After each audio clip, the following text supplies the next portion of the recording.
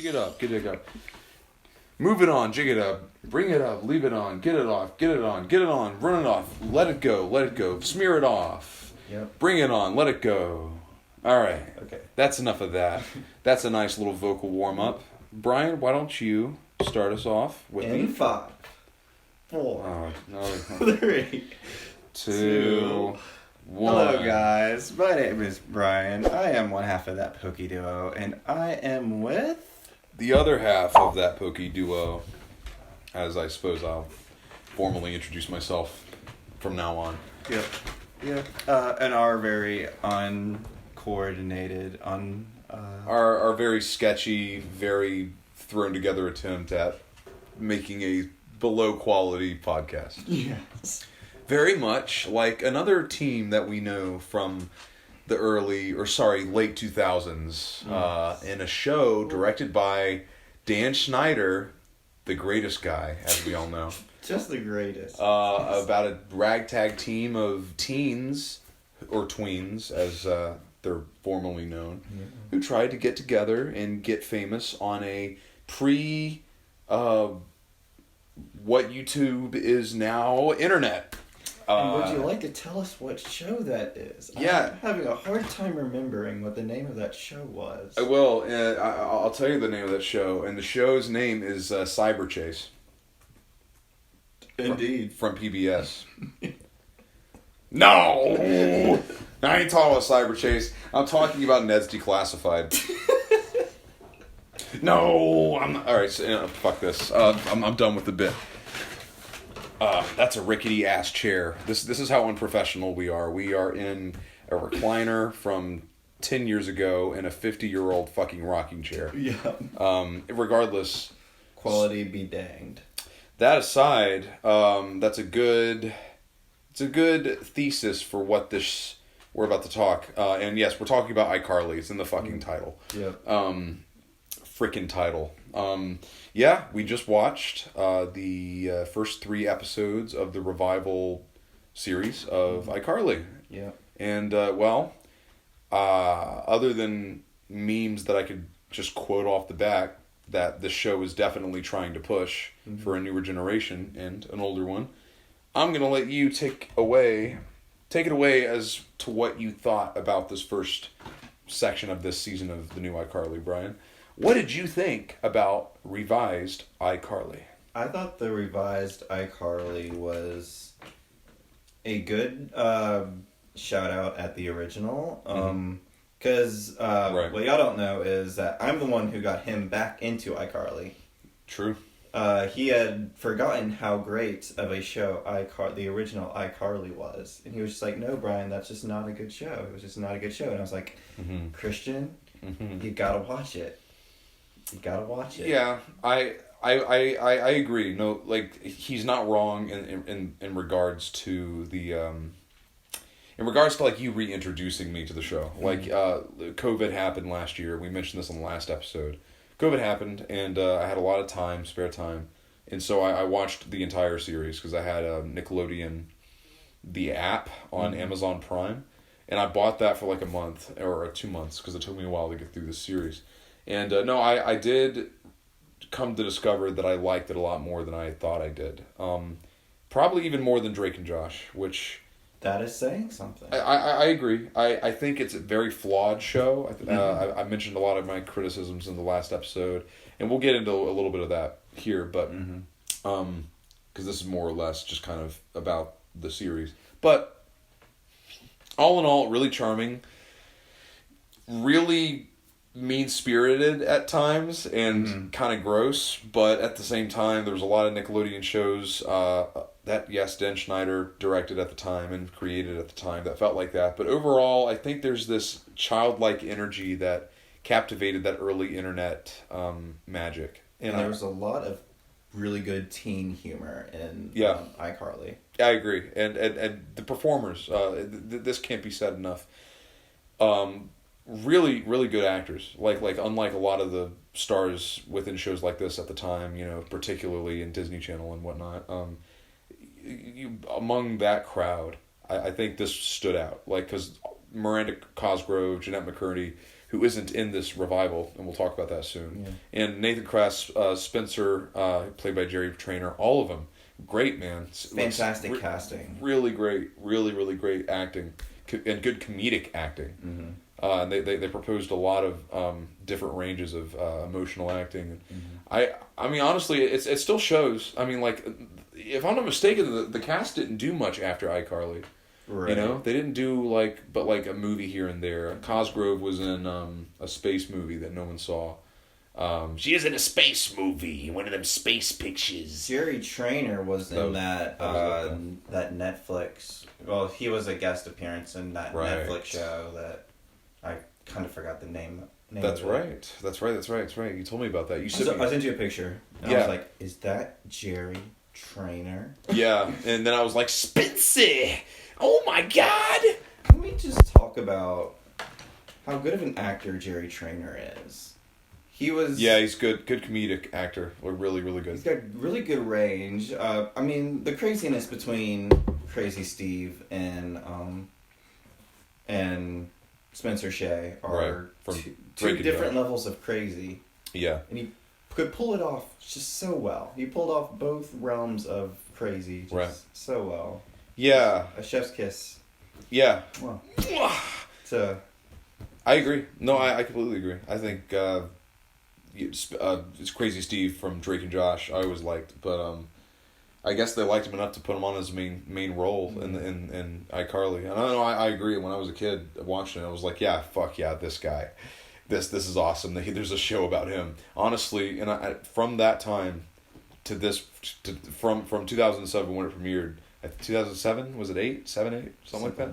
Anyway, late 2000s to when iCarly premiered to right now, I still want a fucking Spencer Shea spinoff. I want to just see Jerry Trainer go crazy. Maybe during the time that, spoiler alert, if you haven't seen the first 3 episodes of the new iCarly, Carly at one point had moved out to venture out. Right. And Spencer's a rich person now. Yes, yeah, and that really surprised me because first of all, like to dip into that is to dip into like how well versed this show is with millennial aging, which I didn't know it would go as deep into as it did, and I should have expected that because obviously iCarly's audience is primarily from the people that watched it back in 2007 or 8. Which, people were our age. We were like fucking, I don't know, ranging from... Yeah, well, middle school to high school. I would say the primary audience was somewhere between 11 and 14, 15 tops. I watched when I was like 13 or 14, and then I dropped off completely. But no, I didn't expect, and I should have, because the writing in the original iCarly is so much about like that era of internet and that era of youth. But I didn't know it would go this deep.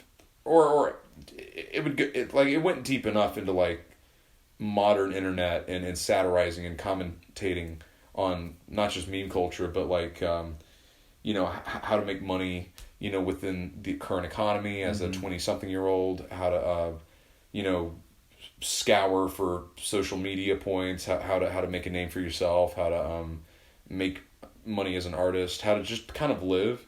How to go about relationships with social media being a huge presence.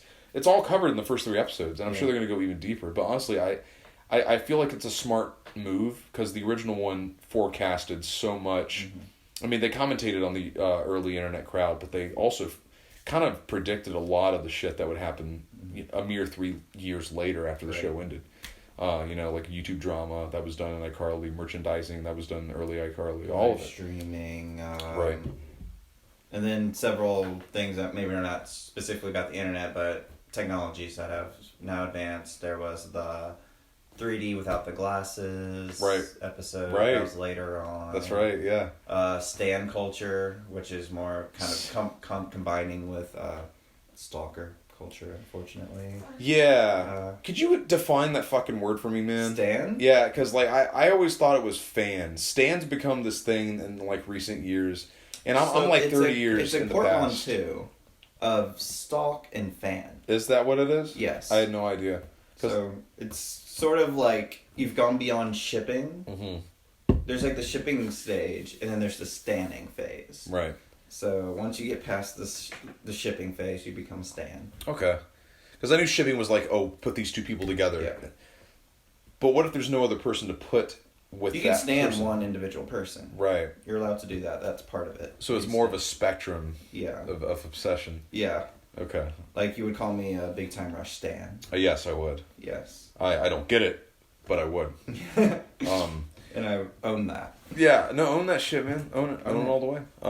I think, because I've heard it, like, I've looked it up, and I was like, what the fuck is Stan? What, like, is that like a reference to, like, a show? What did Stan do? Yeah, like seriously, like, because first time I heard it, I thought someone was mispronouncing fan. And I was like, okay, no, what? No, that's not how you say it. Then I kept hearing it through osmosis. It got more popularized through, like, K-pop, because like, each of the K-pop groups, like BTS and all that, had little fan groups. Right. So there would be like BTS stands. Right, BTS behind the scenes stands. I know who you're talking about, but I literally thought it was like, it's got to be like a term derived from like an HBO show or some shit. And then it's not at all. The character in the iCarly episode, the new iCarly, who's now blanking on me, the roommate. What is her name? I fucking can't remember. Honestly, she's the weakest character of the show. She is. We're gonna have to warm up to her. She's kind of... She's a little undeveloped. Playing the replacement of Sam. She's undeveloped and very kind of weak as a character. She is. Come on, it's true. It's true. I'm not gonna deny it. That aside... She is the queer character in the show, though. That's a thing. Right. And it was really cool that... she was just kind of there. It wasn't this whole coming out moment. Mm-hmm. I think it was just already in her canonical character that she was bi or whatever. I think, and I'm proud of the network, Paramount, Viacom, Nickelodeon, whoever the fuck is making the decisions for the show. I'm glad they didn't linger too much on those aspects, because I know we're living in a culture where Hollywood is like, we gotta have a character who like is shouting that he or she is gay or like is trans. It's like, just let him be a part of the story. You know, stop being obnoxious about it. You know, it's just it's very ideological. Well, it's very important that representation is a very important thing, especially in today's society. It's very also important. I'm not saying it's not important. We don't want every single queer identified character to be the kind that's streaming it from the heavens. Right. And I did fear that for this character, and I can't remember her fucking name, and we can't really look it up right now because we're actually using our phones to record this. So we'll do this post. We'll put it in post edit. We'll put it in the post. But put it in the post office. That's how you kids do it, right? Yes. Real fast, going back to Stan, because I had a funny thing to add. I looked up what it was one time. Apparently, Eminem referenced it in a song about a stalker that he was having. That he was somebody that was stalking him up at like post concerts, and like they boxed his house and everything, and he like rapped about this person in a song, and they referred to him as Stan. I don't know if it was his name. Anyway, I sound old as fuck talking about this. Regardless, going back to the iCarly series, I don't mind it. I don't mind representation at all. It's good. Yeah. But I think if you're gonna have a character like that, define that character. Let it be a human being. Mm-hmm. Let he or she, whatever, they be a human being, and stop trying to force the propaganda down our throats. Right. Like just let them be there. Yeah. Don't call attention to it, because when you call attention to it, it's like, okay, well that still feels like we have terrain to progress, and I know obviously we do, but I think it would be a more nuanced and more embracive, like not abrasive but embracive touch, like a warm hug to that community, than just, hey, I'm a mascot or a fake mascot for the corporate version of what the LBGT community is. And it's like, fuck that. Pride Month, I'm all for it. I just think, but anyway, they didn't do that so much, but at the same time, there were a few moments where I thought that's the most the character had to say, this new character in the show. And it's like, okay, cool. If that's all we're going to do, though, let's get a little bit... She was more just kind of playing off of Carly, more like... Yeah, you're right. the more explosive moments, the more memorable moments, and there are some funny ones where the bunny suit. She's in a bunny suit trying to chase down her partner. Yeah, and she's very very much bisexual, or I think straight lesbian probably in this case. But I'd probably say bisexual, because I remember in the first episode, Carly was talking about you're with hot guys, hot girls, and non-binary. Right, or something like that. Yeah, and that had that little subtle like, oh shit, we have a bi character now, cool, you know. And then and other than, you're right, bouncing jokes off Carly and a few moments where you know, like the bunny suit, she's chasing her partner down, and wait, no, like, was I that ick? Was I that ick? You know, which is so fucking internet-y. Yeah. Other than those few moments, like, she wasn't really defined, so I didn't get much from her. Yeah. So I'm gonna leave that there, and my next thing, I have to bring this up, because it was itching me. It was itching me, man. This fucking thing was on my mind since the ending of episode 2. There is a meme going around that was carefully placed in the show, almost mathematically, and there's a few of these moments. Team did their research, where there is a direct reference to Miranda Cosgrove holding a drink in front of a computer and smiling evilly and saying, "Interesting." That happens with Miranda Cosgrove herself playing not the evil sister Megan from Drake and Josh, which is where the meme is derived from, but in the show iCarly, referencing it, as soon as she gets up from the computer and the scene continues, the scene actually ends with this new character. What's her name again? Millicent? Is it Millicent? Millicent, which is a clever name, little on the nose, which also starts with an M. And he was also around the same age Miranda Cosgrove was when she played Megan in Drake and Josh, doing the exact same thing with the drink, evilly smiling at a computer, but not smiling at two idiot brothers from Drake and Josh, but smiling at how she can manipulate the internet to her own Zoomer whim. I love this character. I think she's awesome. I think she's like the epitome of like all the paranoia that not just millennials, but boomers and Gen Xers and society is pumping into the preconceived hypotheses of what this generation might be if, you know, the cards aren't played right. It's all the darkness of the internet right now, of modern internet, and all the negativity poured into one Zoomer character, this one little girl who's been tainted by the internet. And she's basically Megan 2.0. And I basically like looked at that scene as her passing the torch. And I think it's a good idea to put this character in the show. Yeah.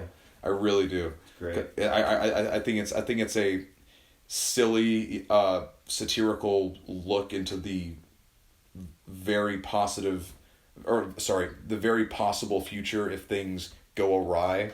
You know, everyone's obsessed with money. Everything can sell their soul just to get clout, you know, just to get a fucking buck online. That's what this character is, and I fucking love it. I honestly, she's one of my favorite characters. And I'm the one who told you that they recreated that scene. Yeah, I know, but I didn't see that as a passing of the torch, and it definitely was. Yeah. Look at it again. Her name starts with an M. Yeah. Just like Megan. Yeah. And it's a little bit on the nose. Millicent.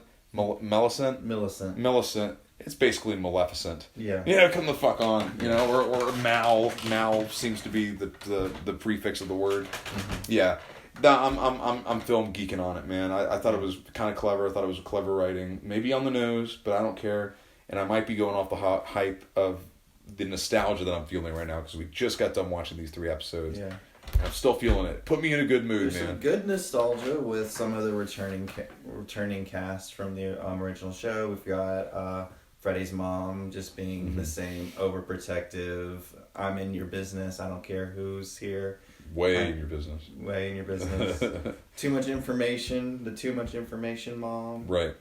Nora Dershlit makes her return. Yeah. As a Kramer type character. Yeah. Coming in and out of scenes like a Seinfeld character. No, I hope I see more of her. She was doing so good. She was going through therapy, and then what do you know? The iCarly game comes back, and she starts acting crazy again. It happens, man. That's actually like a sad realism for a lot of people with mental illness. Yeah. TV and film has made fun of mental illness for a century at this point, so why stop now? Right. I don't give a fuck. I think it's funny. I've got mental illness. Yeah, But, right.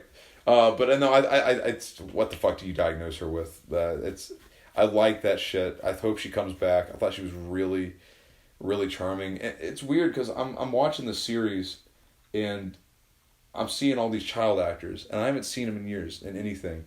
And then I just get this vibe that they probably had some pretty chill lifestyles, where they probably have like indulged in like the kind of influencer culture, and just lived in LA, and then finally there's a job for them again.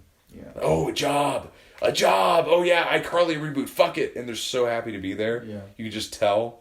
You know, I do sincerely think they probably got work outside of it, but they're so well made at this point that their pockets are probably pretty satiated with cash. Yeah, I was a big fan of Freddy's actor, Nathan Kress. I was a really big fan of him in the original. Right. I'm really glad he was back, but that's also something I haven't realized that I would never like, because what I like to do is I like to watch something, and when there's a character comes in, I'm like, oh, he was in this, or she was in that, and Right. I never really had that moment with Freddie Nathan Kress after the iCarly ended. I just remember one time he made this really brief cameo in Victorious where he was just watching a play. Right. But that's the only thing I can really remember other than like him actually getting married, and Right. he has like a son in real life or something like that. Yeah, he got married like a few years ago. Yeah. Like he's got like a legitimate family,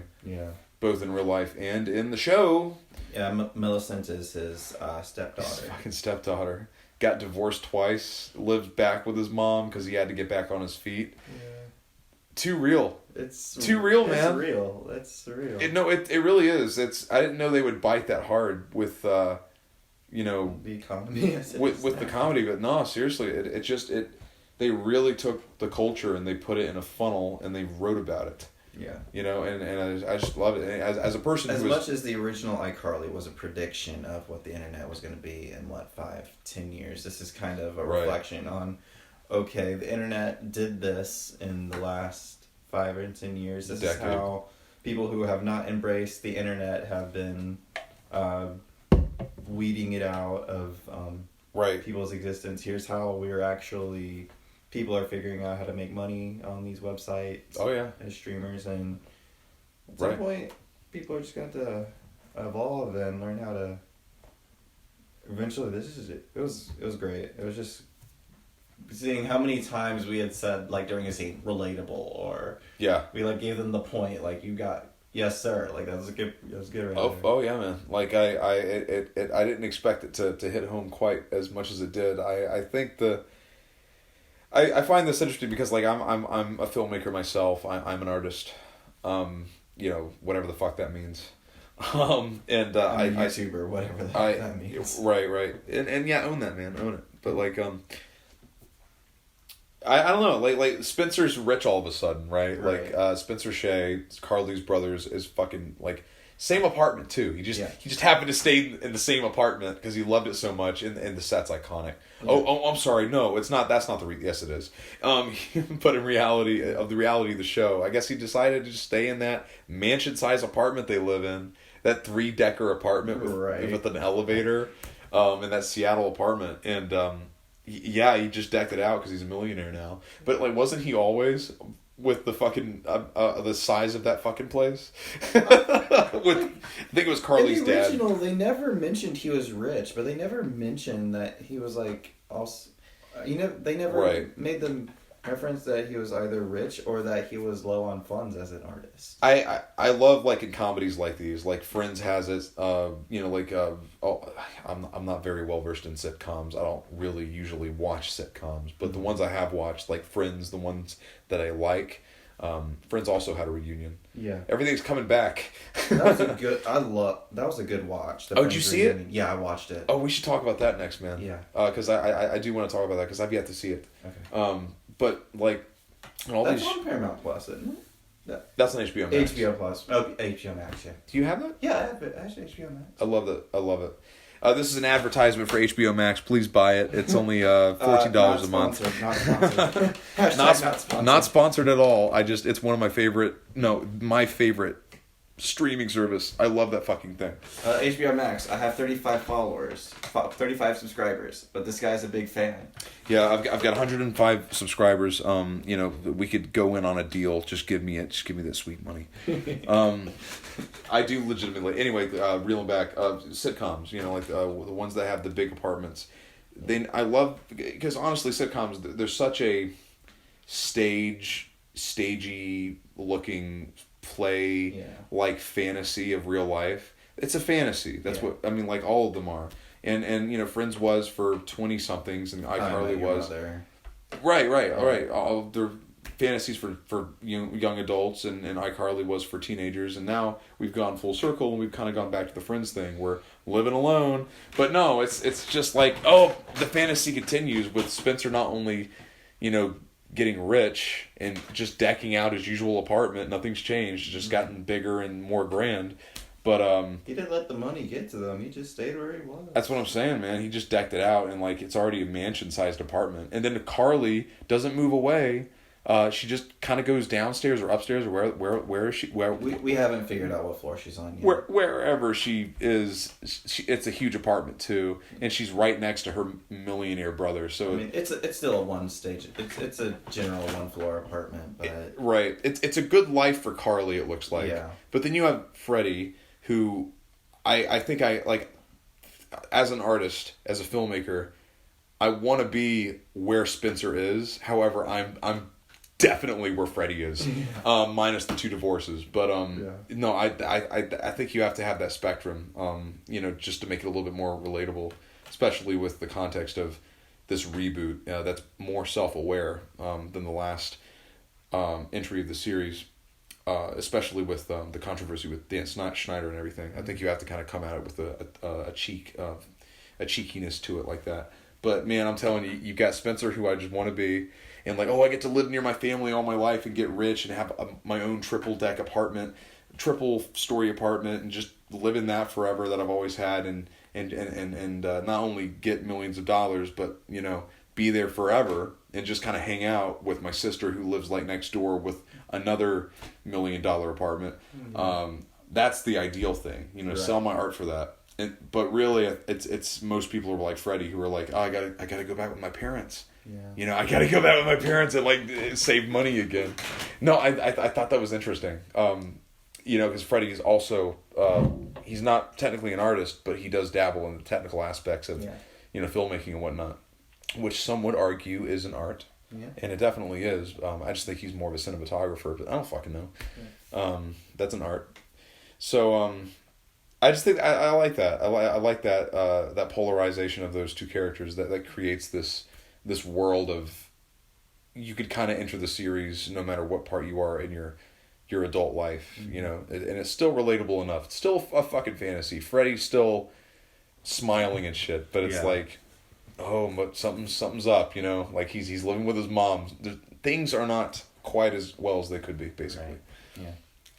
What I do like is, while there is still the reference to the original iCarly, they did a little episode.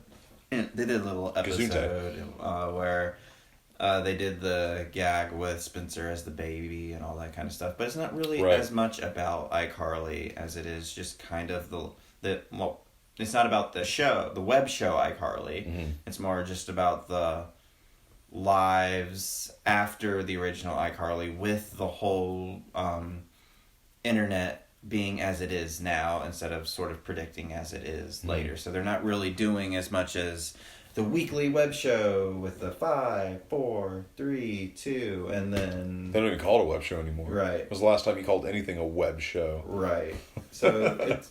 And there's not really that many scenes where they're doing those comedy bits and all that kind of stuff. It's more just kind of... here are the lives of Carly and Freddie. Carly is still the man simp that she's... She was always simping for She was a man simp, man. She's still the same. Yeah. Fortunately, Freddie has moved on from his simping ways over Carly. Over Carly. Respectable. I think he had to have Sam in his system to get that out of his system. Yeah.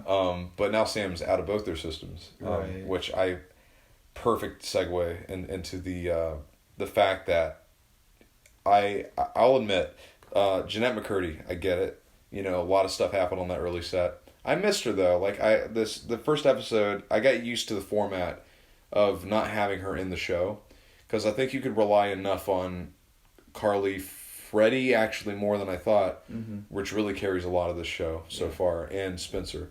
They to combine, they do a fair amount, and then you have the little girl character. I'm gonna keep mispronouncing her name. Millicent. Millicent. It's such a weird name. And we're still just gonna forget the roommate's name. And she's the roommate. The roommate. The Carly's roommate. Sam. Diet Sam. But yeah, no, I noticed her presence lacking, and the absence of it was very palpable. I got used to it. Then they showed the resurgence of the web show itself, or the content on Carly's channel, iCarly itself, within the show. And when they actually did the scene where they're filming Carly and her re-entry, her I guess her re-entry into her old show iCarly, I just noticed, like, yeah, this does not work without Sam.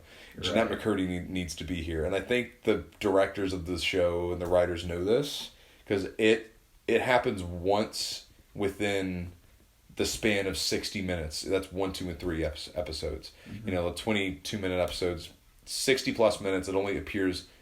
It takes up 5 minutes of that runtime in those 3 episodes. And I was like, yeah, I think they know they're missing something here. Like they definitely need that, because it was a duo type thing. I'm not saying like that early internet culture of random also was so predicated off of loudness and just getting your friends together and doing random stuff. Random dancing!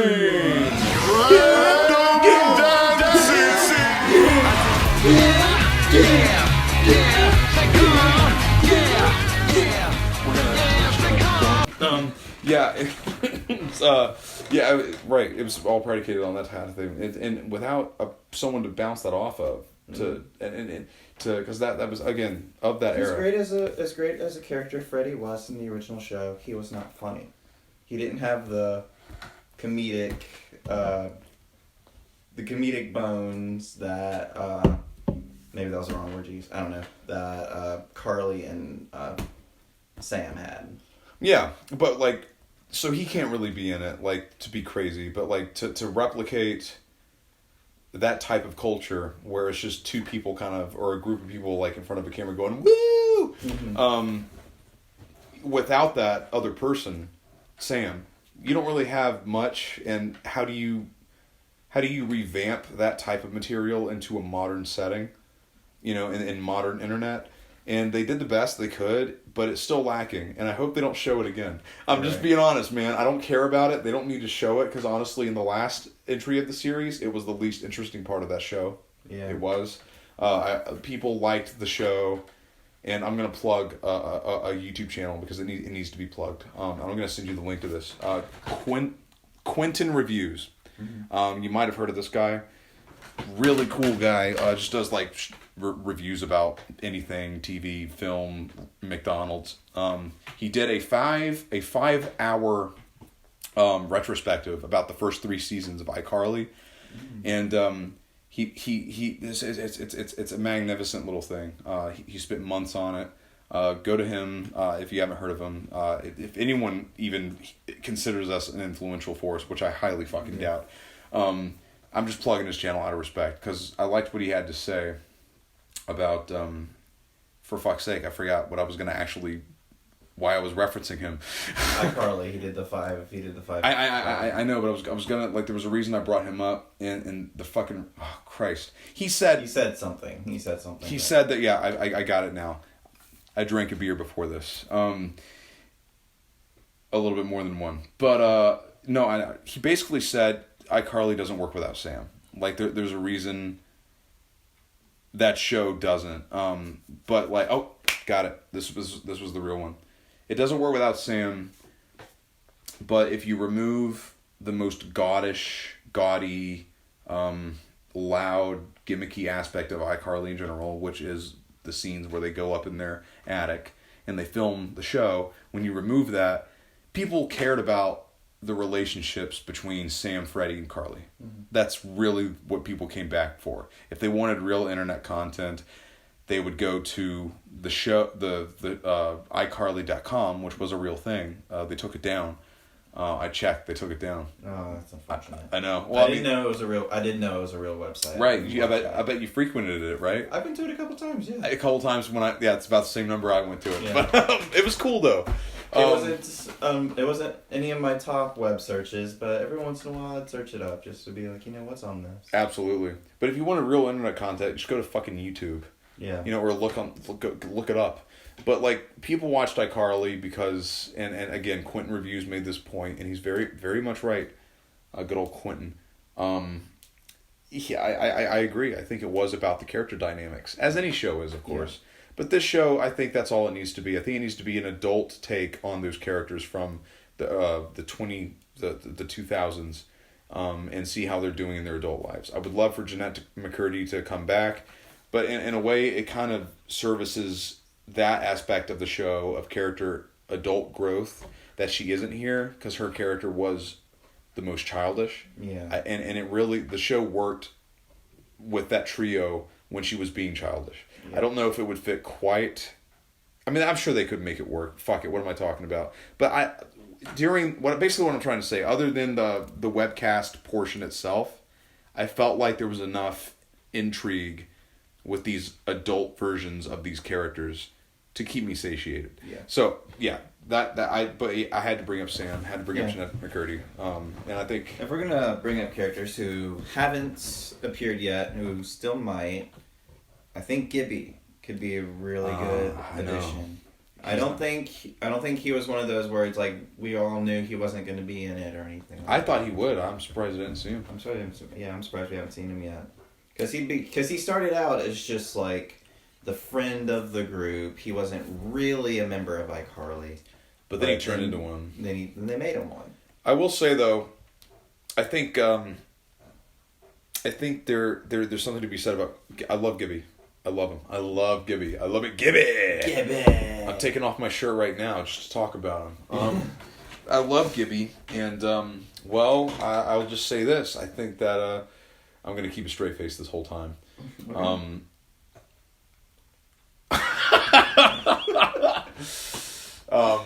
still going to do it though while I talk about Gibby. So I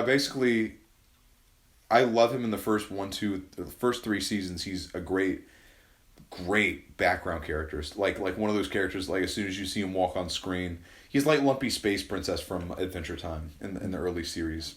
Mm-hmm. Series and seasons, I'm basically like retarded. I can't remember the difference between those words, but regardless, whenever he came on screen, I was like, yes, Gibby, give me more Gibby. And I think obviously the creators knew about this by season 4, and then yes, he becomes a main character.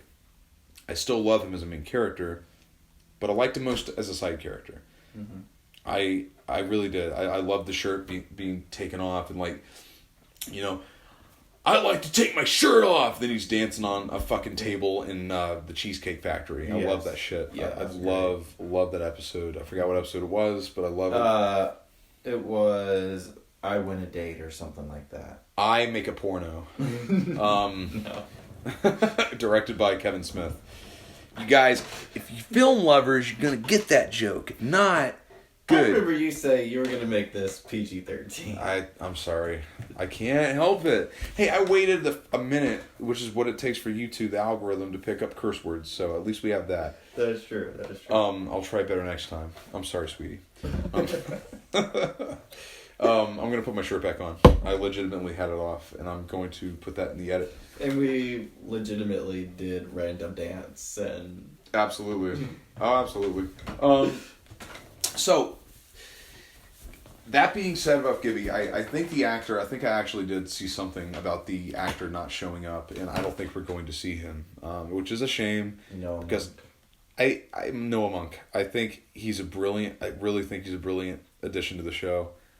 Again, though, I don't know if he would fit in this new world of internet commentary. I don't know. Maybe I'm wrong. They could make it work. Same with Sam. I don't know. And if he's not going to appear, give me a reference. Give me a reference to Gibby. Yeah, at least mention him or something. I agree with you, but I don't think we're going to be seeing him, which is unfortunate. I would have liked to see some shirtless Gibby, as weird as that sounds in a sentence by a 27-year-old adult. I would have liked to have seen... I know. Heterosexual 27-year-old male. Right. It's just funny as fuck. I don't think we're going to see it, though, and that's okay. Yeah. There's plenty of other shit to go on. Jerry, trainer, again, want to go back to that fucker. Love that guy. I think he is great in this.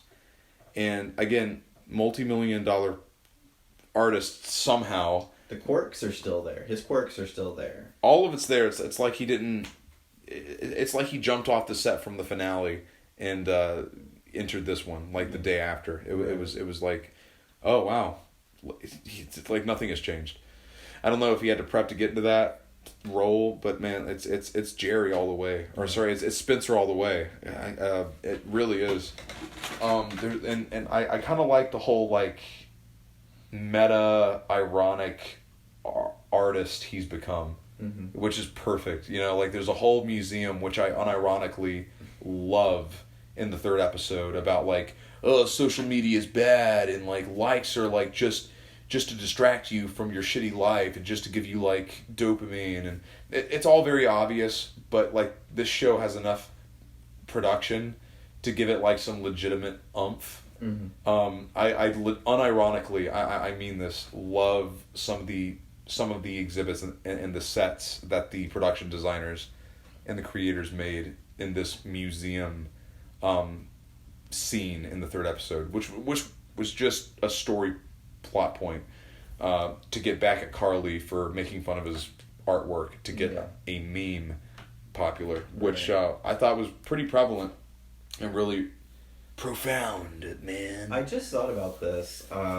So in that episode, Carly makes Spencer mad with the whole meme with the meatball and all that kind of stuff in front of one of his artworks. Right. And so he does something to kind of get back at Carly with that whole art exhibit and all that. And it kind of reminded me of the episode where Carly, Sam, and Freddie were going to hire an intern for iCarly. And the girls wanted to hire this really hot guy who was like really freaking stupid. That's right. So, and Freddie was just like, no, this guy over here who is really cute, by the way, y'all would really like him. He's really good with tech stuff, and he has amazing fudge. Why don't we hire him? That's right. No, this guy is really stupid, and we can tell him what we want him to do, so we're going to hire him. So Freddie just goes like, okay, here is a girl who is the top of her class, and she's going to do a thesis on acting stupid. Right. In order to get what I want, so... Here we are, we put them together, and it's kind of the same thing of the Carly realizing she did something stupid, and then the other guy sort of doing the same to show that, hey, this was a stupid thing for you to do. So It kind of gave me that gave me those vibes. Yeah, totally. There's definitely a lot of callbacks to a lot of episodes. I mean, the everything sculpture. Makes we were going like, oh, is the girl from the is the woman from the Guinness World Record book going to be in this episode? Are we going to see the boyfriend who never blinks? That's right. Or is it going to be the husband that never blinks now? Like, what is it now? Yeah. I mean, no, I love the callbacks, and I guess they got whoever they could. There was this other actor who played in the original series who played this character. Who sneezed a lot. That was his gimmick. Oh, yeah. Did you read about Jeremy. that? Jeremy, yeah. Like, I'm sorry. I'm a mess. Which I always think about when I think of classic iCarly, that joke. Yeah. Because I was there when that fucking premiered. Yeah, he was one of the main guys in the first season. In the very first, yeah. In the very first episodes of the first season. He wasn't recurring through the whole thing, but he was at the very beginning. He posted on social media. I've done a little bit of lazy research, or just lazy sightings, I suppose, with internet, YouTube, social media stuff talking about the new series, and I saw something with him in it. Apparently, he was quote unquote bummed about not being a part of this one. He was like, it was like on Instagram. I didn't visit it, but like there was this screenshot of his Instagram that basically said, like, oh, I'm so sad that I didn't get to be a part of this new reboot, like, or sequel series. He was basically, and then he said, like, I'm so poor and non-privileged and sour that I didn't get to add to my already millions of dollars. Like, oh, woe is me type thing. Mm-hmm. It was this weird thing, like a weird vibe. But I just thought that shit was funny. Like, honestly, there's more internet ripple happening from the viewership of the show right now, which is to be expected in this day and age, than the actual watching the series. And I think the writers are very aware of this, because I would want to see. So do you think that post was that? It was sarcastic. It was sarcastic. It had to be sarcastic. It had to be. I just thought it was weird, the angle. I'm butchering the reiteration of it, but the angle he went on it was so, like, that's cool, man, that you're self-aware, but, like, you're also, like, admitting that you have millions of dollars and just being okay with it. Whatever. At least you're not Drake Bell. Uh-oh. We're going there.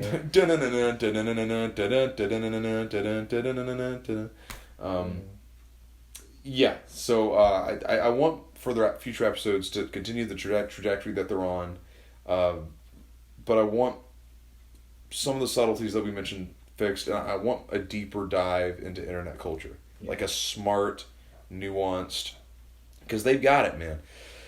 They've got the angle of being iCarly. They've already predicted the internet. Right. Yeah. So let's go with it. Yeah. Let's go with these characters. Let's make it about that. Let's make it about millennials growing up, making it with their millions of dollars, but making it seriously, and traversing a world made out of irony and internet negativity. Yeah. Seriously, I mean, like, let's go for it. And and more Jerry Trainer. Yes. We got enough of him, I think. There's a brilliant bit, which probably the peak of my laughing, because I laughed a few times. It's funny. Also, we should probably also just mention that it is good. We haven't even fucking said it's good yet. Yeah. We might have, but I think it's funny. I think it's good. I don't think it's great. I think there's a few problems, but it's good and it's funny. And I think the peak of my laughing happened when Jerry Trainer fucking shot himself in the eye with pepper spray and then tried to douse it with fucking salt. I want more of that. If you make a show of that, I will watch it. And then he pretended to be blind for which is also now kind of reminding me of the episode where One Direction was on iCarly. That's right. And the leader of One Direction pretended to be sick to get sympathy votes from Carly and all that kind of stuff. Right. And while he originally did try to do it to get sympathy votes from Carly, he had then realized, I can get sympathy votes for Freddie because I funded his tech thing. That's right. Yeah. Which, leverage, man. Hey, man. Moral of the story for younger viewers, which there aren't any, but moral of the story, if you want your friends to do something for you, you just manipulate them. Just manipulate them. They did something for you and your clout. Yeah. Pay attention, Zoomers. I don't know. The show has taught us, though, Bryan. Zoomers are teaching us. Yes. Millicent is definitely... she has the new theme song for the entire show. That's now. Right. That fucking theme song, which you had memorized by the second time they uttered it. Yeah. Damn near. I can't remember it for the life of me. I knew certain parts of it. I didn't know the entire thing. You were singing along, though. I was singing along, It was funny. It was catchy stuff. That was catchy. Absolutely. No, and fearful. Diabolical. Which is to be expected. She's like the evil Megan that's not, like, evil to the brothers, just kind of just like the maniacal. Like, there's a moment where Nathan Kress kind of reminded me of a Drake and Josh hybrid, like those characters. I mean, he's her dad though. She's got to do stuff to her dad. Yeah, but Drake and Josh were basically Megan's parents. Let's be honest. Were they though? I thought. Fucking Spencer is Carly's parent. I mean, fair. I mean, like, who the hell? And also, where the fuck is her dad still? Like first season. Submarine in the Air Force. Okay, first season, first series, first 1, 2, 3, 4, 5, 6 seasons. It's like, yeah, he's like a rich CIA veteran military guy doing underground or subterranean, underwater research. God, I need to stop drinking beer. Where he's in a submarine and he's somehow funneling money or has a $1 million stash for them to constantly live off of because Spencer's not making shit for the family. So that's how they're able to afford that apartment. That's how I gathered it. They hinted that that's how they were making money and staying afloat as a sister-brother relationship alone in Seattle. Right. That's how they kind of like, oh, my dad's like a CIA military submarine guy and he's rich and he's giving us money to live off of. Now he's missing, apparently. And they just fucking... That's what I'm talking about, these fucking series being fantasies. Fucking where is he? He just died or he's missing in action? I don't need to see Carly's parents. I really don't. All I care about is the brother-sister between... I never got to see the actual finale, though. You never saw the iCarly finale? No, I never Fucking Bryan, we're doing a podcast about goddamn iCarly and you haven't seen the finale? Because the thing is that they stopped, like, airing the show, like, consecutively. They did. They got messy with it. And so they jumped from season to season. Like, one day you would watch an episode where Freddie has gone through puberty or whatever. And then the next episode is, like, episode 5 where they're doing the detention episode or something like that. That was the beginning of the end for Nick. Yeah. It was. Those years. The 27 to fucking 2011. So at some point, they might have showed the... finale, and maybe I've seen it, but there's just nothing. I just know the dad comes back in the finale. Yeah, but I don't remember much about that episode. Basically, it really is not a great finale at all. I mean, I like it, but I was so left empty, and not in the way. They were teasing the dad in an earlier episode where Michelle Obama came into the when Michelle Obama guest starred, they kind of teased the dad. Such a weird episode. Yeah, with Michelle Obama. It's like, why is the first lady here? What the fuck? That is, like, what? Yeah. It was weird. I didn't say, like, it was weird. But that last finale, that finale, fucking, I didn't get it. I was just like, it just felt like another episode of iCarly, but with, like, oh, we're ending things now. Sam's going off, to join the biker gang. Well, she went off to go to that spin-off series, Sam and Cat. Yeah. I never watched an episode of that. I didn't either. It looked horrible. But Ariana Schmonde, before she got megastar famous, which is... She was a great Cat Valentine, though. I never saw the You never saw Victorious? I mean, I did. I just didn't get into it. That was when I was getting away from Nick. Mm-hmm. And I've rewatched it. It doesn't hold a candle to, like, iCarly. Like, iCarly it doesn't slap like iCarly does. Yeah, there's something about, even as negative and weird and mean-spirited as that show could be, it's still, you're right, it slaps. It fucking slaps. Yeah. Oh, fuck it up. I love that term. But, I don't know, man, that finale just felt empty. I'm trying to remember what happened. Like it's hint, like... I remember certain parts come back to me. There's a part in the episode where Freddie and Sam hint at getting back together again, and then nothing happens. Yeah. And then, Sam leaves, father comes back. Fucking, I think Carly leaves also to go somewhere else as an adult. She's leaving the nest, I forgot. And then Freddie just fucking, what happens to him doesn't matter, I guess. It was weird. It felt like you guys could have written this with a little bit more, I don't know what's the word, conclusiveness. Yeah. Fucking at least give us something to hang my hat on. And the only other sitcom I have to reference, because, again, I don't watch sitcoms, Friends. Everybody's arc was, whether you like it or hate how the arc ended, every character arc was pretty tied up at the end of that. Yeah. You know, and I know it's like, well, is it really tied up? What's going to happen after that? And it's like, well, for this fucking story, it felt tied up. iCarly, I was just kind of left. If we're talking sitcom endings, did you see the finale of How I Met Your Mother? I never watched that show. I wasn't a fan when I saw it. Mm-hmm. So no, I don't like Neil Patrick Harris that much. I hate that guy. You are the first person to tell me they don't like Neil Patrick Harris. I know I'm in the minority. You're in a very... I just feel this vibe of I'm funny, laugh at me. I'm trying really hard from him. Mm-hmm.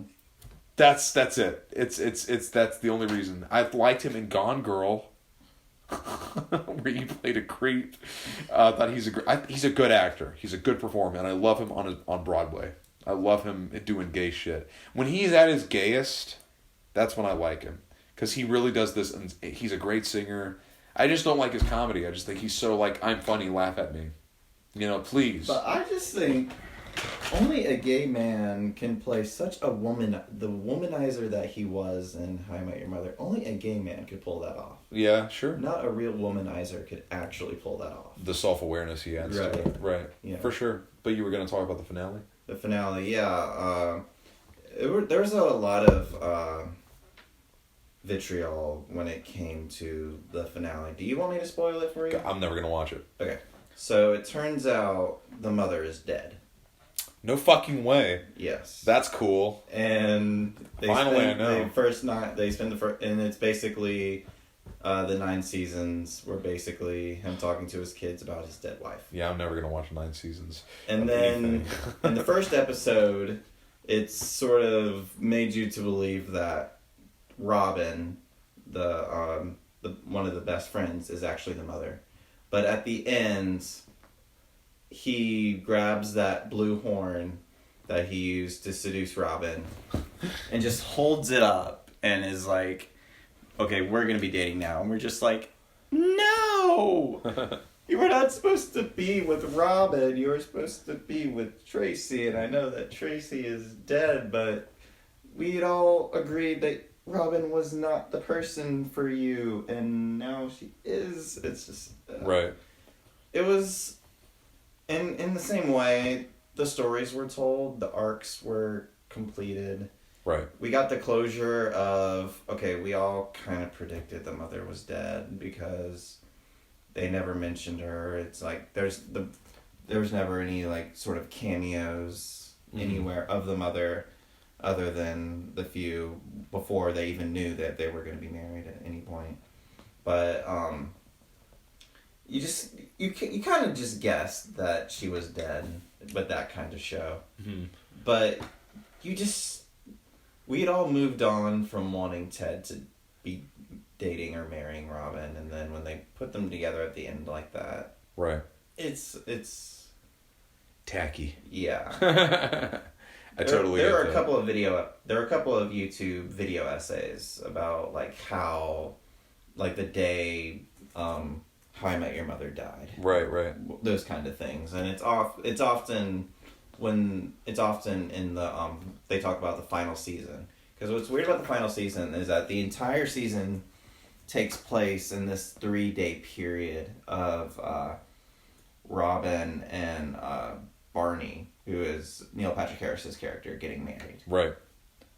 So the entire season takes that long, and that's where Ted meets the mother for the first time, and then last episode is like them getting married, and then we finally get the unfortunate news that she had died of, I guess, of some disease, probably cancer, honestly. She was pretty sick when she had died. Damn. And it was just one of those things where you didn't want it to end that way. Yeah. But it did. It did. And the arcs had been completed, so in a sense, the story had been told. We just didn't like the ending of the story that was told. That's interesting you say that, because that shows are so tricky to end well. Right. I mean, they're tricky to end. I'm not saying it's a bad ending. I'm just saying it could have been ended better. Right, and I'll just use it as the launch pad, because I'm onto just the subject of other shows, like because in retrospect, shows are really hard to end, because like you're so used to this momentum of character progression, or this weekly invite of, hey, this is an episode in a person's life, or a character's life. It's not a real person, but it feels like a person. And it's like, how do we fucking end that? And then in this character, and that character, in this arc, in this storyline. I mean, and it can make or break the series. I mean, look at Game of Thrones, for Christ's sakes. I know you probably never watched that. Yeah, that was never my bag. But I'm sure you've heard of the hate that it's gotten. Yeah. It's infamous. You don't even have to watch the series, and it's a shame, because that last season of the Game of Thrones. I mean, I can't stress how much it sucks balls, man. It sucks ice, man. Like it sucks dicks on ice. I can't come up with enough hateful terms to reiterate my disgust with it. And the rest of the series is so eloquent. I mean, sure, those last seasons get pretty bumpy, and there's less world building and more reliance on, basic, cliched TV formula writing, which is not what the show is known about. It's known for breaking those conventions. But then you get to this 8th season, and it's like fucking 6 hour-long episodes, like fully hour-long episodes, just to wrap up. Like, it felt like they were rushing it completely. It just felt so bad and stinted. And then you have like season finales like Breaking Bad. Breaking Bad, other than Avatar: The Last Airbender, is my favorite show. I love that show, and I really don't dislike. I actually very much like the ending of that show, but it ends with this very like, we have to check the boxes off of what happens in this, and it's on a technical level, both narratively and filmmaking. Regarding filmmaking, it's astounding, but it felt too like we're going through the motions. And that might be a personal thing, but it felt less organic than the rest of the series, of Breaking Bad. And that's the thing, man. Like, how do you make a perfect fucking ending to a show? And the answer to that is you just be Avatar: The Last Airbender. Well, yeah. Fucking, that is the best finale that will ever be. Yes. It just is. I've seen shit tons of shows. And as consumers of media, we tend to have this sort of idea that these shows that we like to watch, or these games that we play, are specifically catered to us specifically in mind. These days, for sure. Yeah. So if we see something we don't like in it, maybe in a game, the gameplay didn't change enough from an earlier one, or a decision that you have to make in a game isn't liked or something like that, and then this game show, or we go into shows, or this ending didn't end it how, so it was all trash. But I'm always just always been that kind of person that's like, while I'm the one who's sort of playing this game, or I'm watching this show, the people who made this show made this episode probably a year ago or so. I have no idea I exist. Right. They have no idea what I wanted in this, so I'm taking it sort of at this face value of, I recognize the hard work and love that they've put into this, and while this may be kind of an ending or an aspect I'm not a fan of, I have a little more respect for it, I guess. Right, absolutely. Yeah, no, it's interesting you bring that up, because that's where a lot of toxicity comes from on the web, where people assume, just based off of the technology they use every day, and I'm talking, yes, social media. I hate lumping it in a straight category like that, but yeah, a lot of the websites people use for entertainment, even while they're at fucking work, they don't have to be sitting down to watch this, but it's so in our lives. Like, these algorithms are so in our lives that cater to our every interest to a specificity that's so intense and focused that we almost kind of assume that, well, a lot of people take it as a personal attack when they don't get what they want in a show, or like they don't receive the content they want, or the ending they want, and that extends beyond internet. It's a very, very toxic way of looking at the world, and it is the fact that we're so focused on these hyper realized artificial intelligences that run the stuff that we watch. It's not just producers in Hollywood. It's basically self-thinking algorithms that are serving us a very specific interest based on searches that we've made with entertainment that we've liked in the past. And you're right, it does jade our perspective on how we see things. That being said, I think there should be an awareness. We just got done watching with a show that pokes fun of stuff like that. But even so, we still watched it on a streaming service. And streaming services are even getting more specific. Like Paramount's got their thing, Disney's got their thing, Warner Brothers with HBO Max has got their thing. Fucking, when's it going to end? It won't. It's going to get even more segmented and crazy. That being said, I think I invite more shows that have this nuanced awareness to them when it comes to internet content and the stuff that we gaze upon every fucking day. Yeah. So I actually really, really am looking forward to the rest of iCarly and bringing it full circle there. But that being said, I don't have much more to say about what I saw. I'm trying to rack my brain. There's a few other topics I want to touch on. Where are we? We're just over an hour, which is pretty good. Yeah. Do you want to have anything else you want to say about it? I'm just looking forward to a couple more episodes. I think this would be a fun continuous thing we could do. Yeah, watch the 3 episodes that get uploaded and then talk about it for an hour and a half. Yeah, let's. I think what we're gonna do, unless you disagree with me, let's not do it weekly because we're bad at that anyway. Yeah. Let's do it every 3 weeks. Yeah. And then come together and binge another 3 episodes. Right. Because what's going to happen is because streaming services are doing this lately. I'm not sure why they're doing it. I have a theory, and it's probably the accurate one. But The Boys did it, season 2. A few other shows that I follow did it. They released the first 3 episodes, first week of premiere, and then they drop off and they do it weekly from there. And it basically what that does, it's actually quite smart. It gives people a chance to mini binge it, kind of like, first 3 episodes, like, oh yeah, man, it's like I watched a movie, of my favorite show. Okay, well shit, fuck, it's not there anymore. Fuck, I gotta wait a week to see the next one. I'm not used to that, but I guess I'll do it. But I've watched an hour of it so far, or in most shows' case, 3 hours of it. I might as well fucking go with it.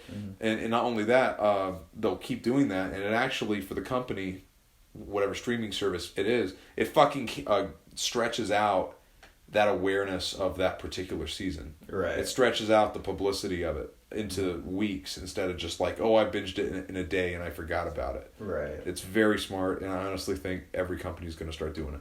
Yeah. Because, like, instead of tweeting about, just binged season 9 of the resurgence of the Game of Thrones series, instead of that, of course, they did theirs weekly. That's a bad example. Yeah. Stranger Things. Instead of, like, seeing the entire series, a season of season 4 of Stranger Things, and tweeting about it and forgetting it the next day, you have to wait. Yeah. And it actually extends your publicity of your show and your audience awareness of it for maybe even months on end. Yeah. I don't know how many episodes they're planning to do with iCarly. We didn't do any fucking research before this. Yeah, I went into it basically blind. Yeah. The only thing I had saw was I had glimpsed through Twitter at one point, not really looking for anything about iCarly in particular. Right. But I saw a tweet going like, "Oh my god, Carly cussed" or something like that. Right. Yes. Fuck. They're swearing in this. Yeah. Fuckity. Fuck. That's basically the only thing I had really had seen prior to that, and obviously the news that I knew that Jeanette McCurdy wasn't gonna be in this, but other than the meme of them recreating the Megan picture, and that Carly said a cuss word, that's basically all I knew about the series. So I went through it completely blind.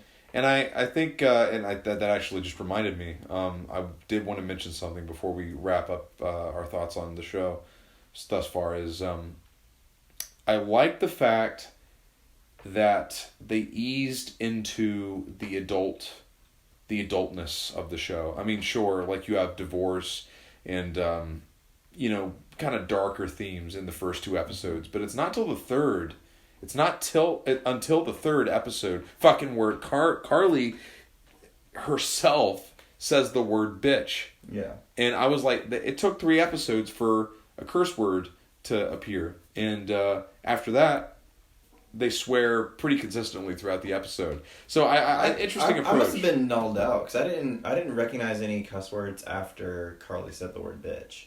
There was hell and there was pissed, and that's for this. They wouldn't. Okay, maybe for this kind of show. Right. Really, they wouldn't have had that in 2007. Right. In Nickelodeon, absolutely not.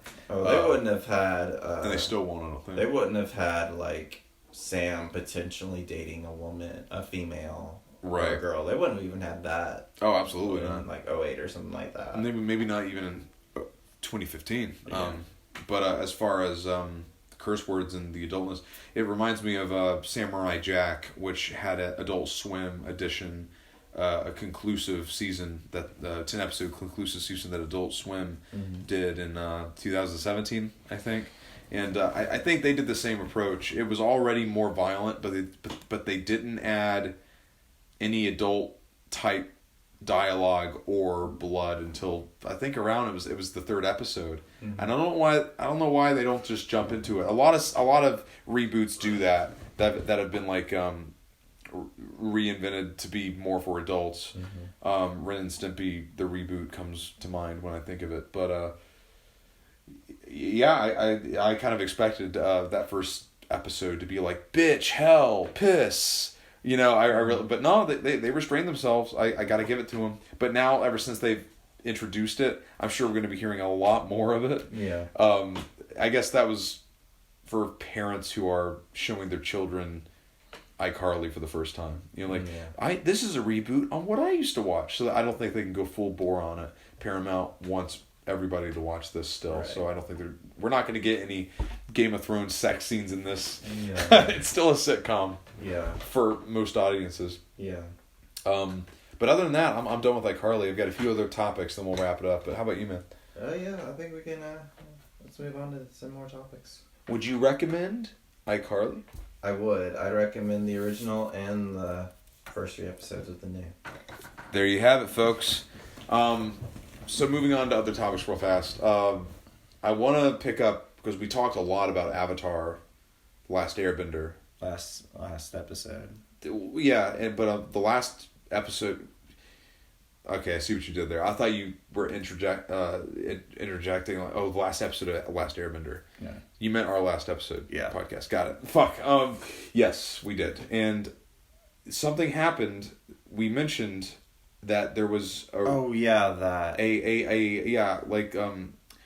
basically what we said is there was like this, because they just revamped a studio, Nickelodeon did, just for Avatar based content. I hate calling it that, but there was it was last April of this year that it was announced on the 24th or something like that there would be a new Avatar miniseries of it was Toph and Aang's adventure, right? It was specifically between Toph and Aang. That's what it was supposed to be. As teenagers. And I heard about it. We talked about it. We were looking forward to it. I have heard nothing about it since. And I'm glad I'm not the only one who hasn't heard anything of it since. What the fuck happened? I have not looked into it. I don't know where it is to be seen. If it did get released, no one's talking about it. And I haven't seen it. And I haven't followed up on it. What's going on?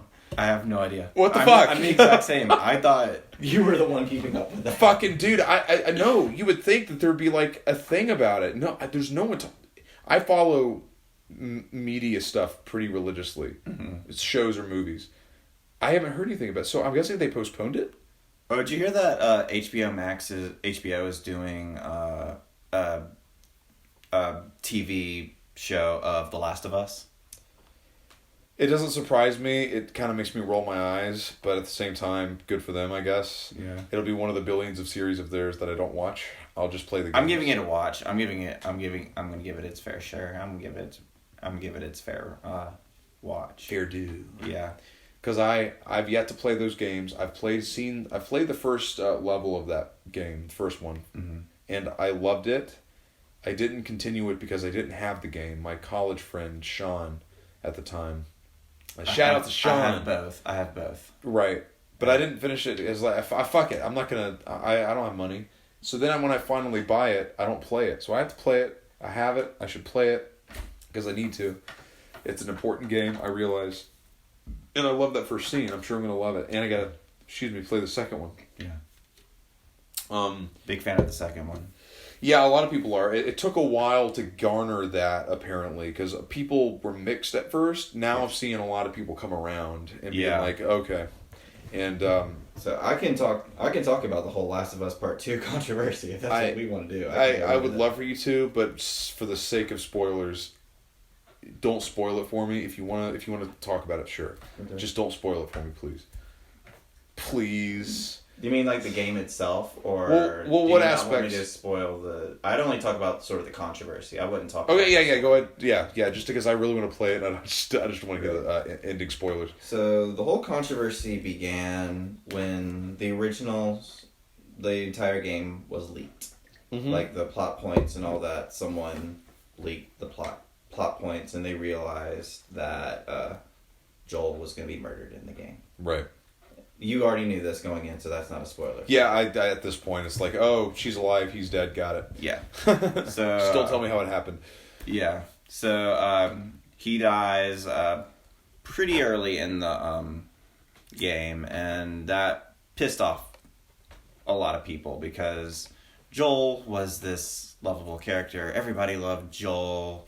And I'm just here going like... Joel Schumacher. Did you play the first game? Joel was a very complicated character. Yeah. Basically, they were a lot mad that, Joel died in a very gruesome way. Right. But you've got to realize this is in a very post-apocalyptic United States where there are genuinely no laws going around because the all purge. The lawmakers have become zombies. Oh, wow. But basically... The purge! Yeah, the purge of the cordyceps virus. The forever purge. Yeah. They're making that. Yeah, just the forever purge. Bullshit.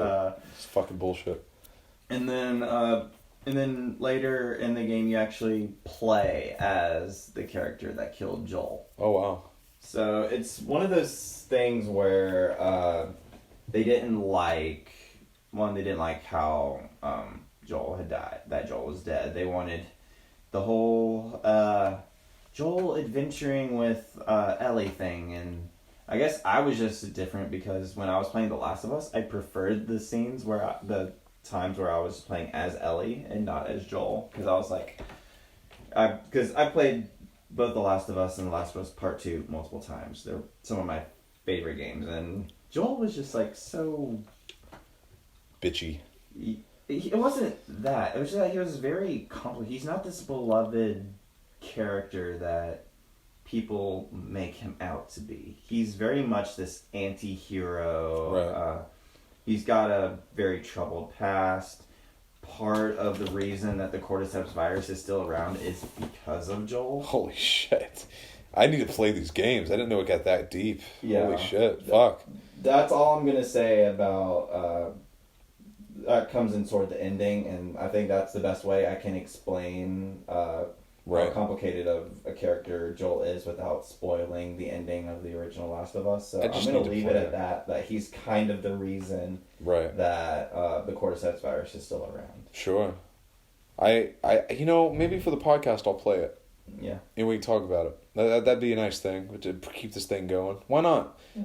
And everybody can track my results. Fuck it, let's do it, man. Who cares? But is you have anything else to say about Last of Us? Last of Us, just that I'm kind of someone who doesn't look into spoilers. Yeah. Towards a game, so I didn't know like a lot of the spoilers that went in. So a lot of it was a very blind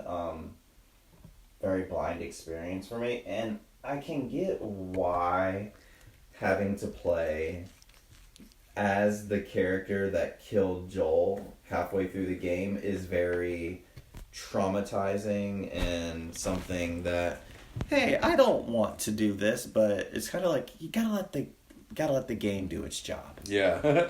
Let it take its toll on your body. And while I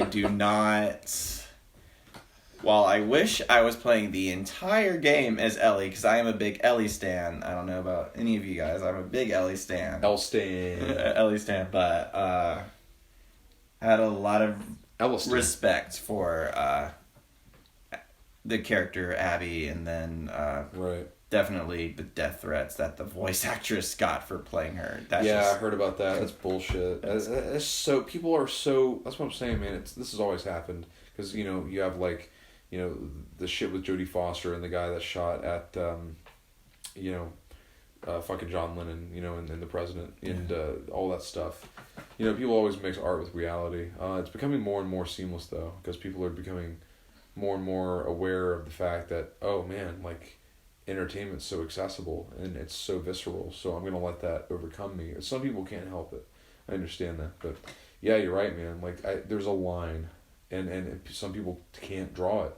And I feel like that line is becoming thinner and thinner between the real world and what we consume. Because with the apps and all this stuff, we have, like, people's, like, with these apps that we download for these restaurants and stuff, they're, like, the deals that they get, they're, like, tailor-made specifically to us. Oh, yeah. But these games, these movies, these TV shows, while they want us to watch, they're not gearing it specifically towards me. They're not gearing it specifically towards you.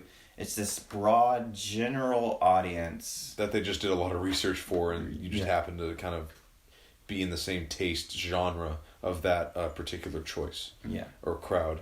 But a lot of it does, because there's so much content out there. I hate using the word content. I want to come up with a better name. It sucks the art out of it. Yeah.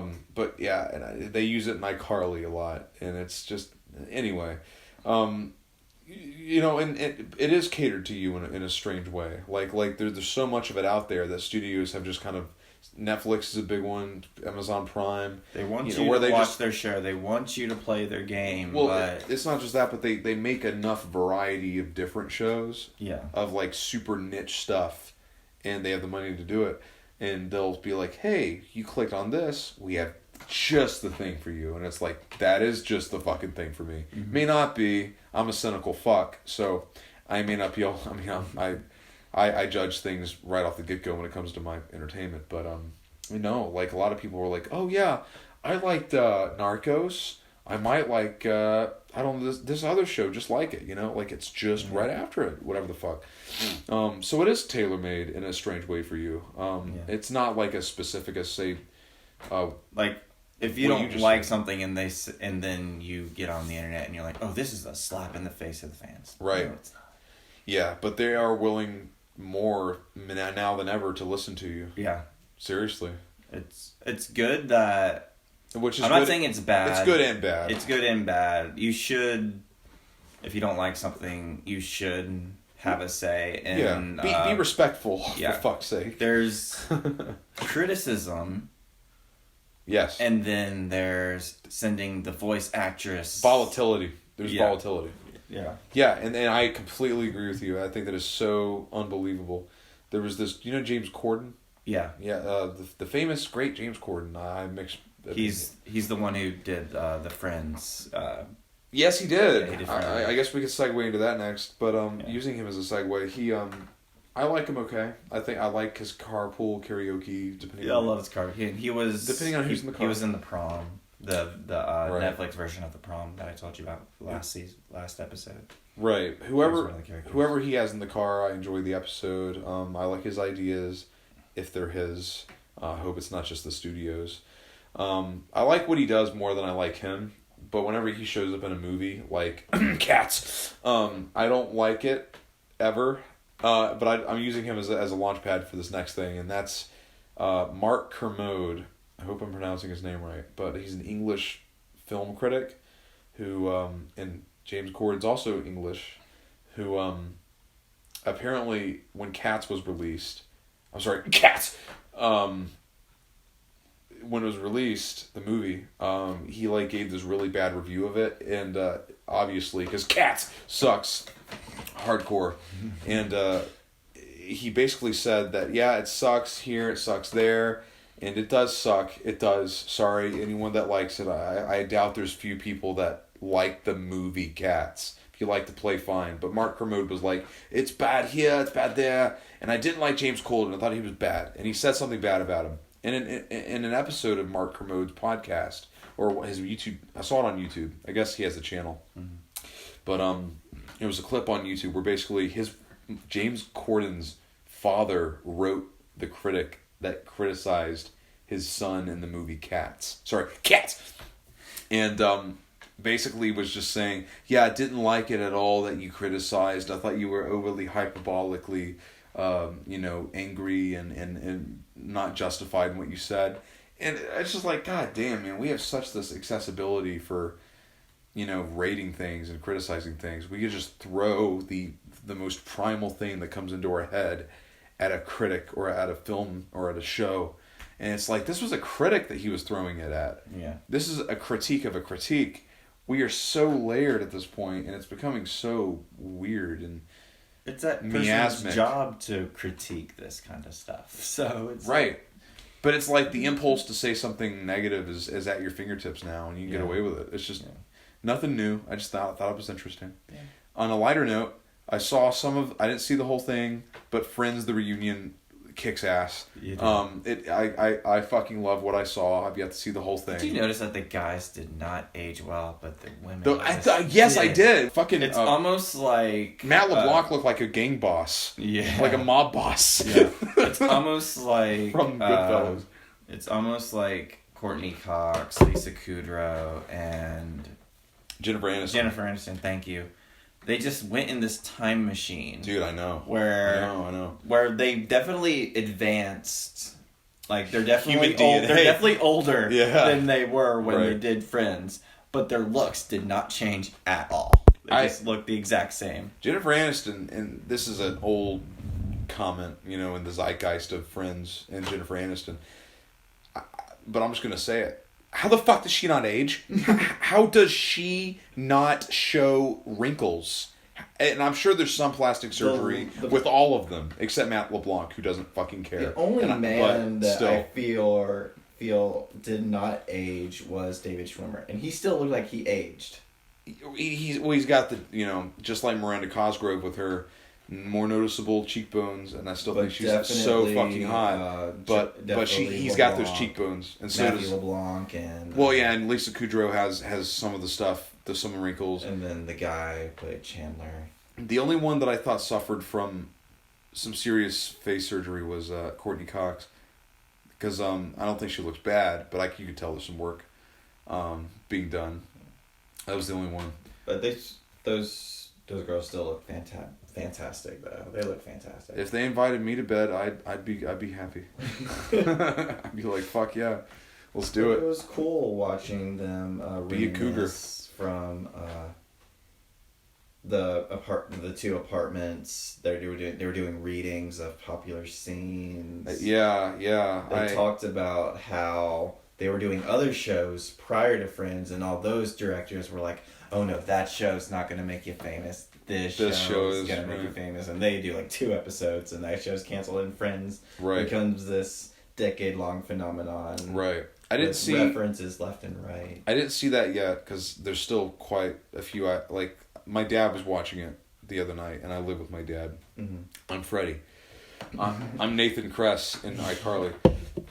Excuse me, but he was watching the tail end of it, and I saw some stuff, and I was like, "Oh man, I wanted to watch it together." And he was like, "Sorry, I couldn't help it." So I was like, "Okay, I'm gonna save it." But the clips I saw, fucking Lady Gaga sings "Smelly Cat." Yeah. Which is probably the best thing I'm going to see in 2021. It's probably going to be the best thing I see in this year. I was I couldn't believe my fucking eyes. I was like, I couldn't speak. It was like, it was so appropriate. about that. They had like celebrities come on who were big fans of Friends. Like, right. So they were talking about all their favorite Friends memes, like the pivot meme, all that kind of stuff. It's like, pivot! Shut up! And the bloopers, I honestly would love HBO Max to do this, because Netflix does stuff like this where it's like you get behind the scenes stuff, just exclusive behind the scenes. Yeah. They did it for Eric Andre's thing, Bad Trip, where they went behind the scenes of that film, which was a kind of a jackass prank film, and the people involved that were just bystanders, they got their number, and they like quote unquote prank Skyped called them, and said, "Hey, what'd you think about this prank? This is a behind the scenes section of the movie." I would love for that to be with Friends, man, because like HBO, they own Friends now, like Warner Brothers. So it's like, fuck it, let's get some of that shit. I want more, because I loved all of it, like the discussion of David Schwimmer and Jennifer Aniston actually having a fucking relationship that never got publicized. Yeah, fucking really cool. I hope it's real. I feel like it is. I don't think they'd have any reason to lie at this point. Right. That was cool. That relationship's over, obviously. But it's cool that they had it, because no one talked about that shit. It never leaked. Yeah. It was so cool that really happened in the early seasons anyway. Yeah. But that was cool. I liked the celebrities. I liked the behind the scenes. Did you like the runway where they were wearing all the? I saw some of it. Yeah. Did you see the one where I think it was Justin Bieber was wearing the outfit of Joey in the 40 jackets or whatever, doing lunges in that episode? I did. No, I saw that and I was like, this had to be James Corden's idea. Not that I dislike the guy. I know it comes off that I don't like him, but I just like, this feels like something that would be on his show. I liked it all right. Really, the stuff I got out of it, like, truly, and this really delivered, man. Like this fucking decade and a half long wait of a real reunion really paid off, from what I've seen at least. Just the camaraderie between all the actors. You really felt this genuine. It really did feel this way, and I think it is real. Like this real connection of like reuniting, and they're like this. Wow, like look at the good old days, and let's really spend time and focus on this really happy part of our lives. I really like that. I amongst all the negativity that every show wants to remind us about, I really think this was a slice of like, from what I've seen, and I've got to see the whole thing, but it really just made me feel, thank fuck, that feels good. We'll watch it together. Oh fuck, we can, man. Yeah. Let's do it tonight. I've got HBO. So do I. Let's do it tonight. I got work. I'm fucking with you. We're gonna wrap this up soon. I've got one more thing I want to bring up, or two more things, and it's movie related. That's how I go. The first thing I want to bring up is Luca, the new Pixar film. I've seen the advertisements, I'm sure, because they're fucking everywhere. And I've seen like YouTube thumbnails that I haven't clicked yet. Yeah. That talk about Luca. Right. So well, I know that. I really know nothing about Luca. All I know is that Disney, because I have Roku, our Roku player, who apparently is having a difficulty with reaching a renewed contract with fucking YouTube. And it's not working. YouTube, the app, is not working on my Roku player like it should. I don't know what the fuck that shit's about. More later. Anyway, Disney, I guess, has bought out the fucking week, because the Roku screensaver is Luca. And the other day I was just like, I want to watch a movie. I turn the screen on TV, and there's Luca, and I'm like, I wish there was a fucking $1 billion corporation that could give me a hint as to what I should watch. And I didn't fucking watch it. Moving on. Hello to all 2 or 3 people who may be listening. This is Christian, the other half of That Pookie Duo, just stating at this point in the video that the latter portion of this podcast is filled with drunk ramblings and slurred speech. I'm aware that it probably had a bit of that at the beginning, but at this point in the podcast, I had already downed about 4 or 5 beers, a motif I will not be repeating in subsequent videos.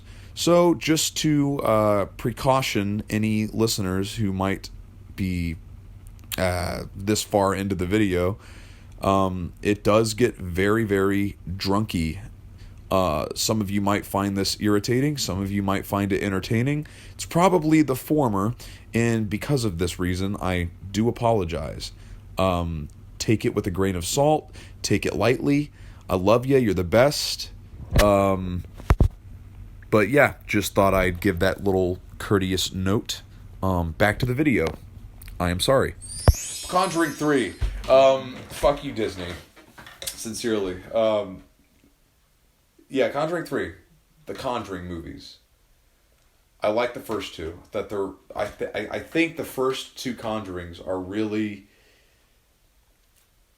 honestly, like, as far as new Hollywood horror that I guess is post Saw, it's really fucking good. Like, those first two films have real great craft.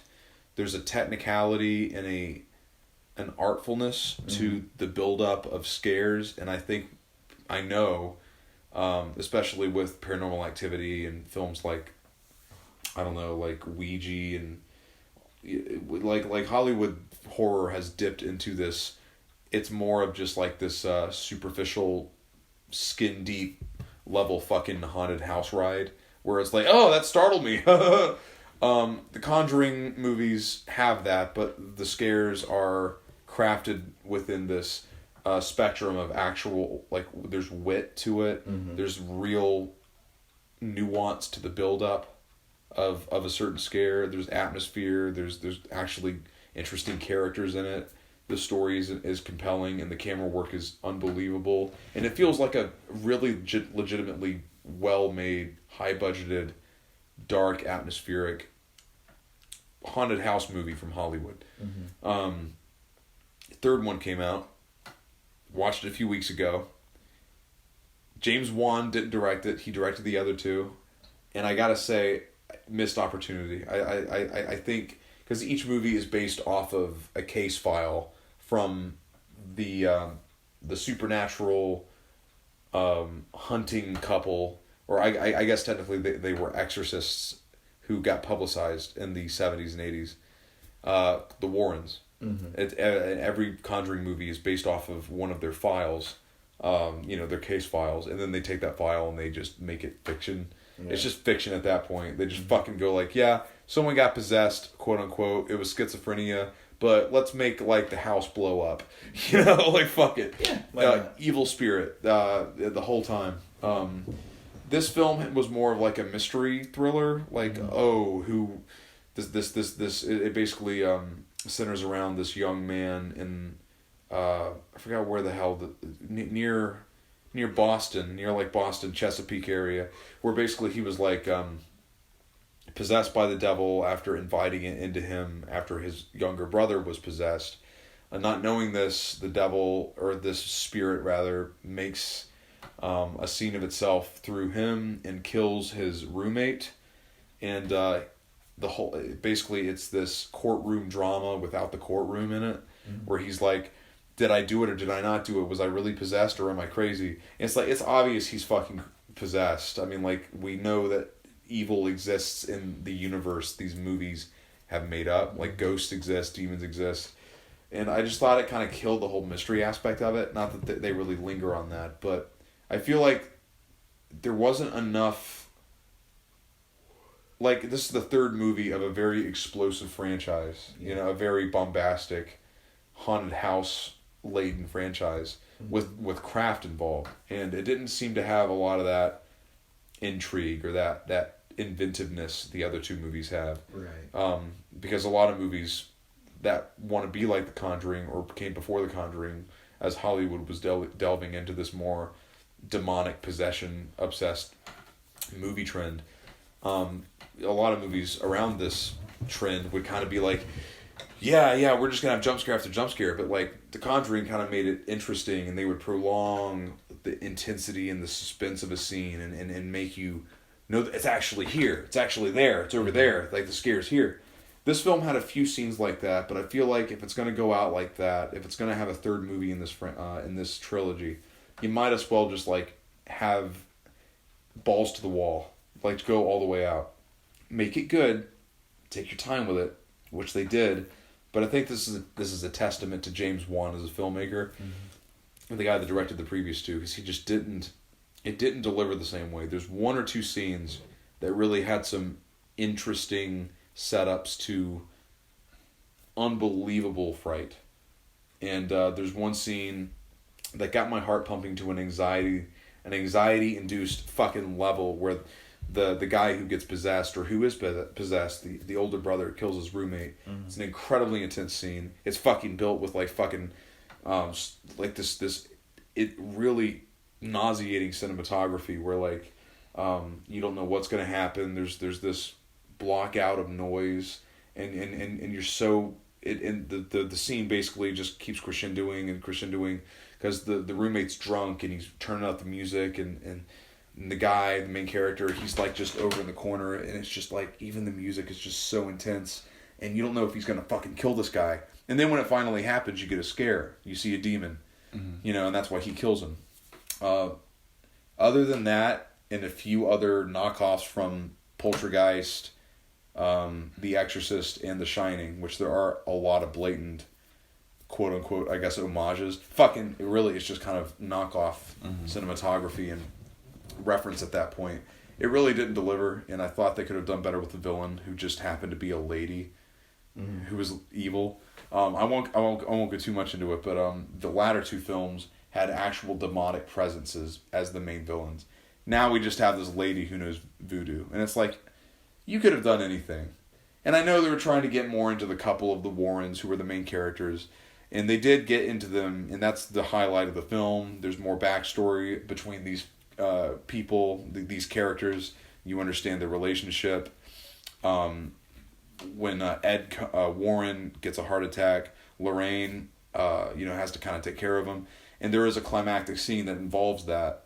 But it's not. I think we needed a little bit more bombast and a little bit more inventiveness with the entirety of the film, as well as less reliance on just constant references to older films. Regardless, I still recommend it. It was fun, and I think that's all the pop culture I have in my body. And I see you're starting to wean off. You're starting to get a little tired. Yeah, I'm getting there. And we're at hour 40 minutes. So, unless you have anything, I'm good to wrap it up, man. I just want to talk about a game I beat recently. I know previously we have talked about Resident Evil 7 Biohazard. Did you know that Resident Evil Village recently came out? Yeah, I want to play that as well as the previous entries, because I love that franchise. Yeah, so I have played Resident Evil 8, and may I say Lady Dimitrescu is as sexy and can stomp on my neck at any time. Nice, man. Because that's what people want from her, right? Or they want to spank her, right? That's the. It's so BDSM. It's so BDSM, which is cool, man. No, that's my territory. As long as she respects the safe word, she can stomp on my neck all she wants. Very nice, very nice. I'm just saying. Good game though. It's a good game. I'm kind of the person who likes shorter games. I don't like really long games because I have work to do. yeah. There's so much to consume. Yeah. Capitalists. So it was like I beat it in about 3 days. That's about the shelf life I have for a game. If it's taking me longer to beat a game, I'm not liking it. Right. Like, no matter how good the game is, like I've said, wow, Red Dead Redemption 2 is a fantastic game. 2 weeks to beat that game is just way too long. That's a heavy one, man, because people are still playing that shit a year and a half later. Or shit, almost 2 years later. Yeah, it was a great game, but I didn't beat it immediately. I had to wait like 7-8 months after I had bought it to actually like get back into the game because it was just taking so long. So I was like, okay, I'm gonna take the time it is to beat the game, but such long, and these short games, they just hit the spot. Right. They just hit these long games with all these extra content, missions that you don't have to do. We shall not use that word. Like there's gameplay that has you do a lot of missions, and then there's too many missions, and I think there's got to be a fine line between having a lot to do and not overwhelming me with crap I gotta do.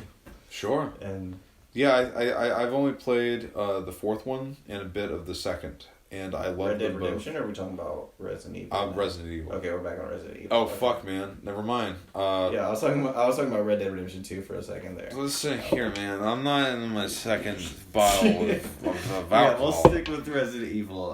I've played parts of like 4, 5, 6, and 7, and then now obviously 8. I've never played the originals.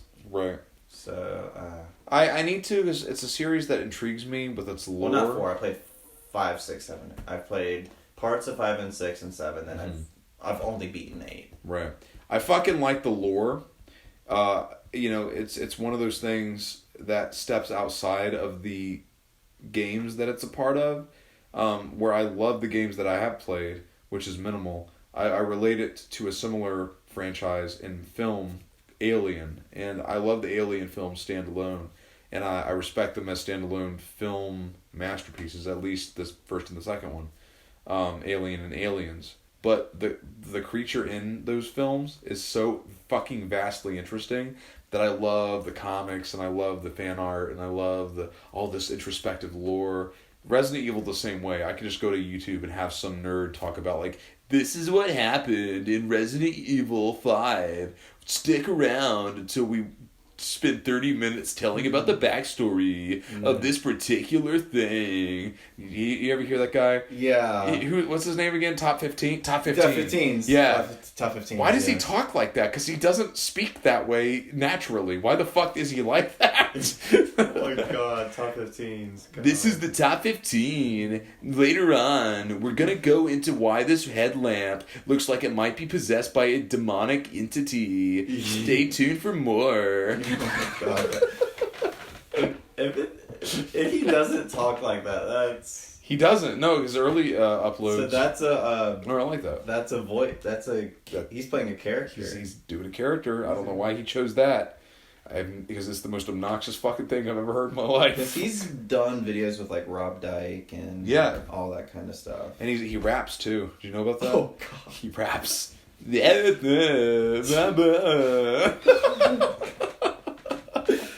That's his inflection. You can just say gibberish. That's an interesting voice he came up with. I'd want to pick that brain and be like how he came up with that voice. It's like LA snobbery with a mix of like internet fanboy troll. Yeah.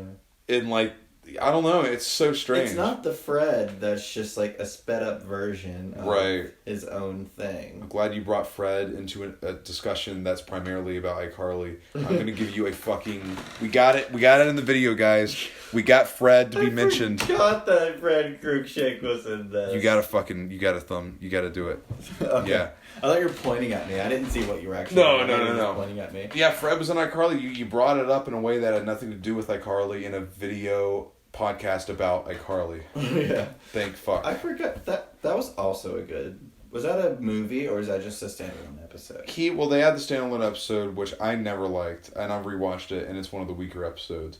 It is.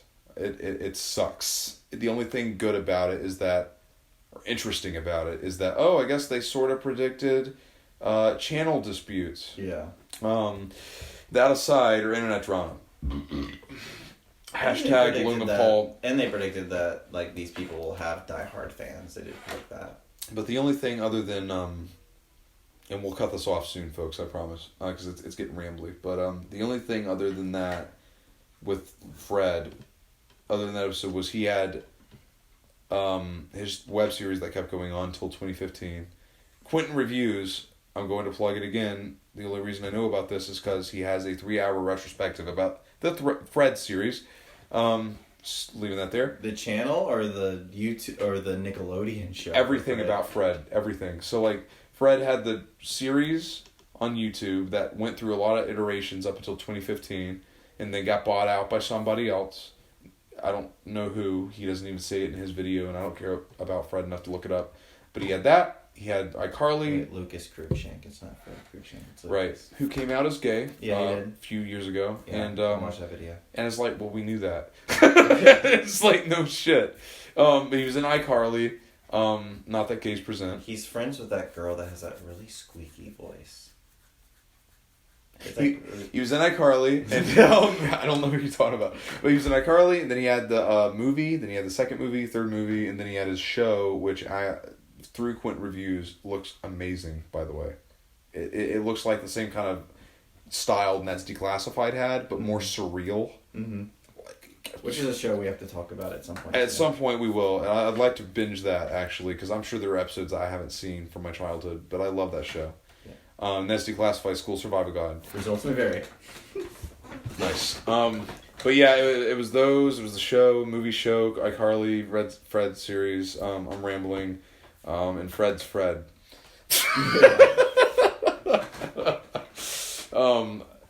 Yeah, dude. Can you believe the guy started his?